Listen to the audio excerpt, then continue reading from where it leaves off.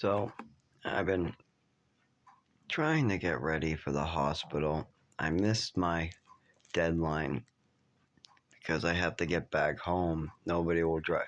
My family doesn't care to get me home. My friends are busy as hell, man, making minimum wage. One of them's homeless herself. Most of them don't drive, so I have to try again tomorrow because I have to take the bus back from the emergency room where sometimes I have to crawl across traffic or fall or bleed. It's ridiculous, the most fucked up shit. I can't believe they have people who just had seizures, concussions, bleeding all over the floor, still has a concussion, still bleeding, needs stitches or something like that. Or actually, I think they did give me stitches, or maybe that was a different time. But literally, I can't even, the patient can't see. The room is so fucked up from the head injuries or the concussions. They don't even spend the time. Why?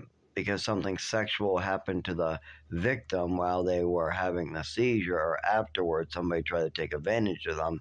The doctor thinks it's okay to just release early because he doesn't want to do his job. There's another one where I have another seizure, and again, they don't want to do their job.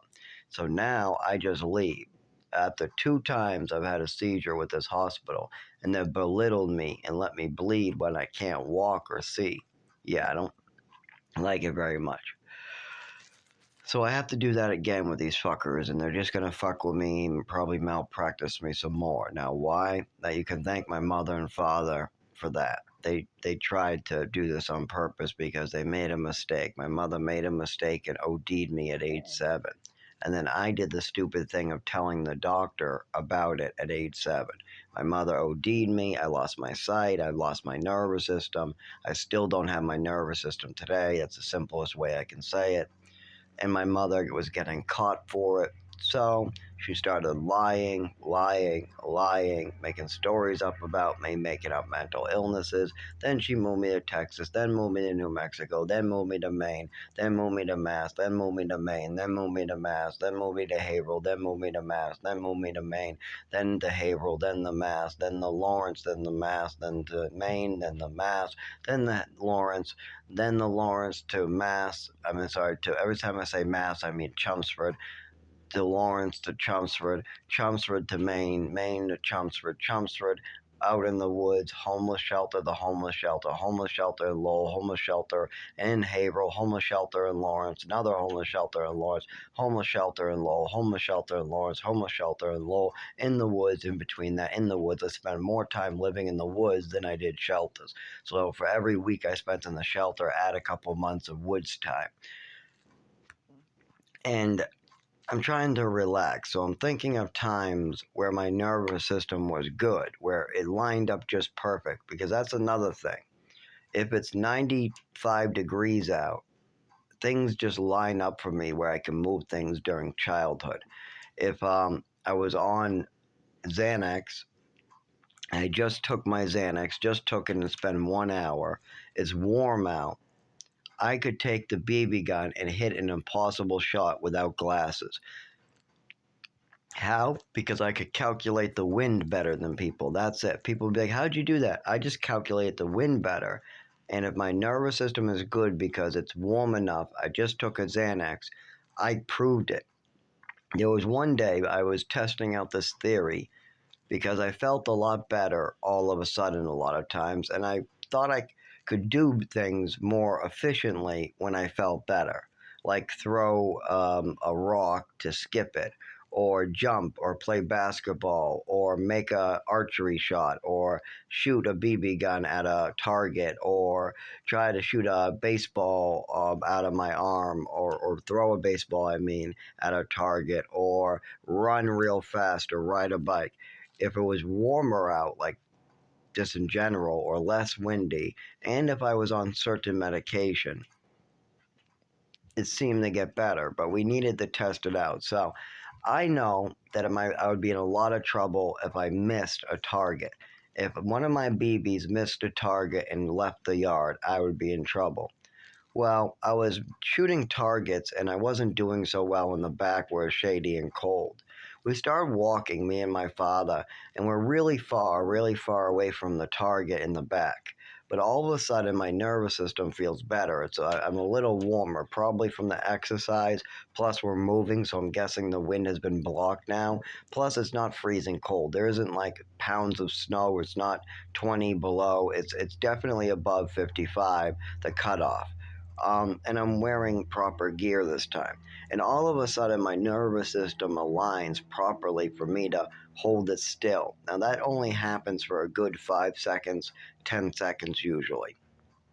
So all of a sudden, I want to put it to the test. When I feel better and everything feels better, and I'm not getting electrocuted, and I'm not shaking, and I can feel this reduce, this electrical impulses going through the nervous system, causing shakes, seizures, uncontrollable muscle movements, loss of speech, loss of movement, coordination issues.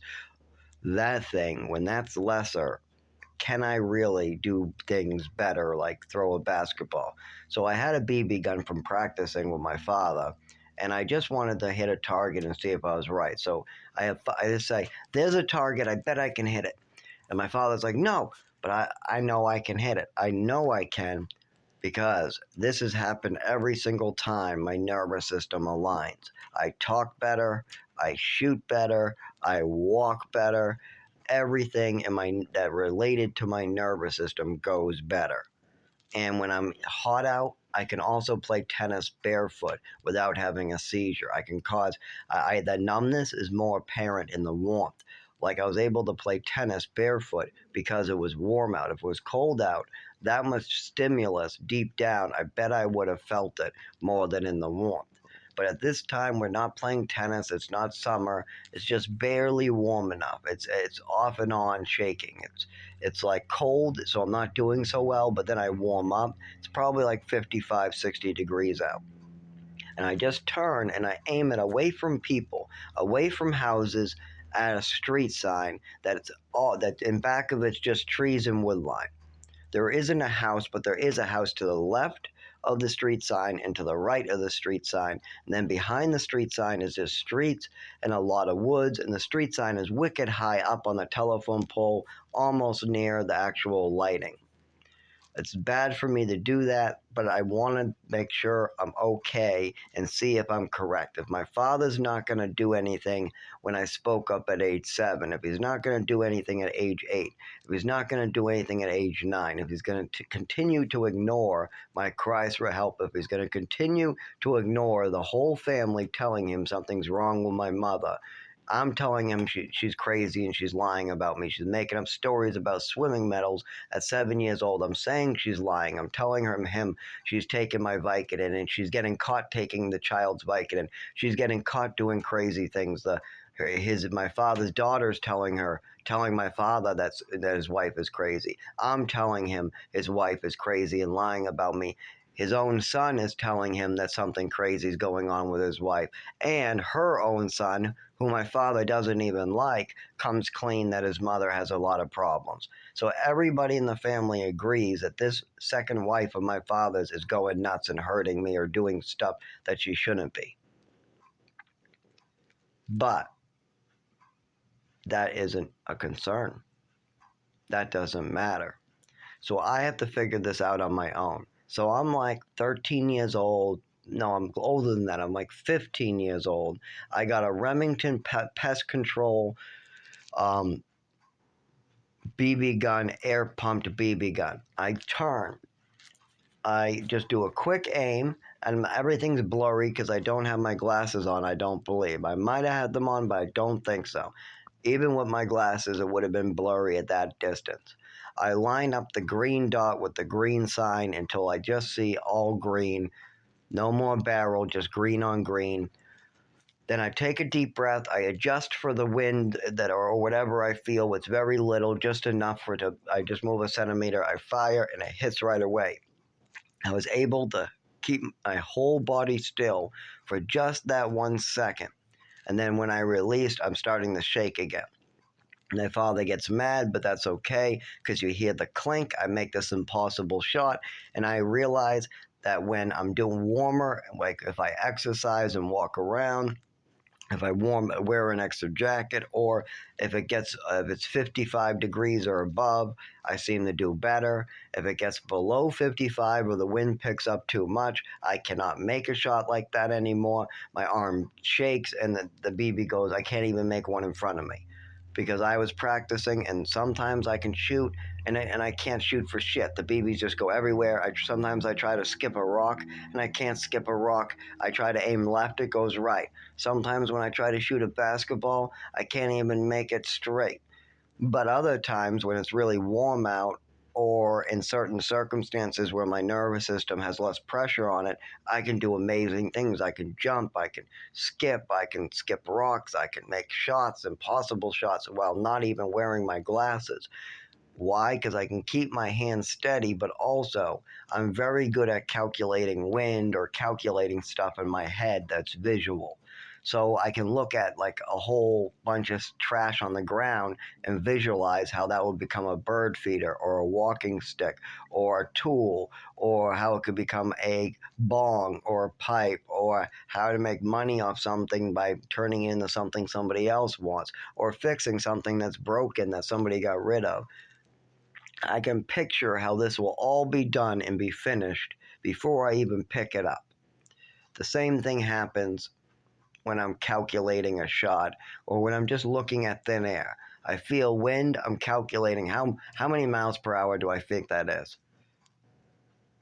And then I calculate it, and then I go, what is that, a centimeter, an inch? Well, the last 100 times I did this much was this much, and this much was this much, so let's subtract it. And then I just shoot. Now, the funniest part is I can't even feel the wind. I'm so numb sometimes in the hands. I usually seem to feel it on my ears before any other body part, but I feel the cold. Like when it's windy and it blows on my hands, I feel the cold before I feel the wind. I drop and I shake, and if I try to shiver, it becomes like a false shiver, and you can see my eyes start watering of pain because my back will become very, very cramped. You'll see my shoulders go up. I'll fall to the ground. I'll start shaking and seizing. And this will only be in like 45 degrees when I'm wearing like 10 jackets. This is not, other people will be wearing almost nothing and they'll be fine. Meanwhile, I'm literally on the ground, and you would think that it was negative 10 degrees. But no, I just have a disability that's not being treated. But I was able to learn a lot about my disability because I've spent 25 years looking into it. But see, my father has ignored every last red flag or every last cry I gave him in the last 25 years. He heard me crying. I OD'd at his feet on a pile of newspapers. His wife hung up on the emergency responders who told her to bring me to the emergency room and said they don't know what they're talking about, and left me there. Afterwards, I brought this up after doctor after doctor after doctor, and he was in at least one. I know he was for sure in one of those doctor meetings. And the doctor was concerned, my father was concerned, my mother looked concerned, and then she said it was an allergy attack to some medication she gave me, and that they shouldn't look into what the medications are because she doesn't remember what they are, and that we shouldn't talk about it anymore. My father stayed silent. We moved on. Then I brought it up again because it was still bothering me. I still felt sick from it. And again, same excuses the third time. Again, I don't think my father was there for the third time. Again, my mother made excuses. This time she didn't want me talking about it anymore. Then the teachers realized. Then physical therapy. Then speech therapy. Then they tell my parents there's definitely a coordination issue. Then my mother does ballet. Then she wants me to do tap dancing. So she wants me in ballet. Then she wants me in tap dancing. Then she wants me in gymnastics. Then she moves me to Texas. Then she moves me in New Mexico. Is that normal behavior? Don't forget there was also a full bottle of Epicac, or at least 7 ounces of Epicac, extra Epicac, which my mother openly admitted to giving me this extra Epicac as a punishment. That's not normal either. So yes, I have had my body violated and damaged for life. This is why I really can't work without getting hurt further. This is why I can't collect Social Security, because they didn't tell Social Security about my disabilities. Instead, my mother fantasized about made up bullshit. That's a big problem. Plus, my father didn't handle the money properly, causing things to get even more difficult for me. So yeah, I got a big problem. Oh yes. And my big problem is I can't clean up somebody else's mess this big. They created a mess before I could even walk properly or talk properly. My parents were already fucking me over before I even knew what a body felt like. I'm not even fucking kidding. When it was time for me to drive, I was so fucked up in my body that I had to make the decision to keep everybody else safe because I was literally shaking. My legs weren't, I wasn't able to control my hands, arms, or legs. And this was obvious to my mother and father. But yet they wanted to put everybody in danger by brainwashing me and not getting me medical care. They saw my leg bouncing up and down, they saw me bumping in the stuff. They saw my legs getting scraped up and bumping into stuff. They heard people report that my mother was making up stories. My mother was drinking heavily. Her liver failed and she died of cirrhosis, by the way, because of her behaviors. And then my father helped hide this and he helped make things worse for me. What's happening today? I'm about to lose my apartment. I can't work my job because I'm too injured and I shouldn't have been working while that injured, anyways. I'm deadly sick because a landlord has rented me a moldy health hazard of a place. He apparently, my landlord literally lives in a beach house right next to my father. Both my father and this landlord, who both neglected something in my life, both are literally just living large on like about to retire, acting like they had oh, we worked so hard. No, you didn't. The landlord did not work hard. No way he worked hard. These apartments show his hard work. Your actions speak louder than your words, and these apartments have been getting people sick for 15 years. You got water coming in, you got mold all over the siding. You have not worked hard. You have bought hard. You spent your money and you neglected property while still renting and charging people large amounts of money, while still doing like 2 increases a year. Same thing with my father. He talks about how he worked hard and that's how he has all this money. Well, then why did he need my Social Security? Why did I get no clothing if he earned his own money? He didn't let me keep my 980 for clothing.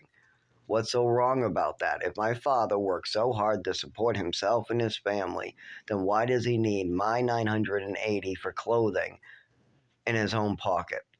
Here's another one. If he worked so hard for his money, then why did he need to swoop in and try to collect all of my mother's inheritance from she died at the age of 65, and there was a lawyer who called me and told me to talk to my father about the retirement inheritance that me and him can file for, that he already knew about. My father was already applying to collect an inheritance or collect money from my mother's retirement that was supposed to go to all her siblings. That's her sons and obviously her husband. Now, I was definitely entitled to that. I did a lot for her. I gave up a lot for her. I also wanted to visit her in the hospital. I went to her funeral and I wanted to go to the wake, and every part of her life I was wanting to be a part of. So, but my father lied to me, manipulated, locked me in the house, lied to the doctors, and would not let me help my own mother. Wouldn't even give me closure. I had to watch my mother drink alcohol as she died of liver failure the one day she was home because my father could not act like a husband that one time. Instead, I had to act like a son, tell my father that this was not right, and see if he could go take the alcohol out of her hand and maybe destroy all the alcohol in the house or